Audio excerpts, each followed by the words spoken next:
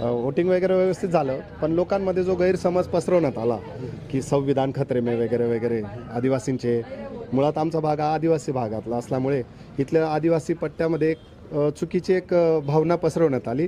की तुमचे अधिकार तुमचं संविधानात हे करण्यात येईल, संशोधन करून तुमचे अधिकार तुमचं आरक्षण काढण्यात येईल, हा मुद्दा त्यांच्या मनावर बिंबवण्यात आला आणि त्याच्यामुळे एक फेक नेरेटिव्ह लोकांमध्ये पसरवण्यात आला आणि म्हणून त्याच गोष्टीचा फायदा इतर पक्षांना पण झाला होता. मुळात कसं आहे माहिती का, इथल्या लोकांना आपण म्हणजे एकदम फ्रँकली जर सांगायचं गेलं तर तुम्ही जशा पद्धतीने त्यांच्यासमोर आरसा मांडाल तसं ते बिलीव्ह करून घेतात आणि हा भाग तसा काँग्रेसचा बालेकिल्ला होता. आपला बागलांचा जो पश्चिम पट्टा आहे हा पूर्ण बागलांचा बालेकिल्ला आहे, पण काँग्रेसचा बालेकिल्ला आहे. पण आज तुम्ही परिस्थिती बघाल तर खेडोपाडीसुद्धा आज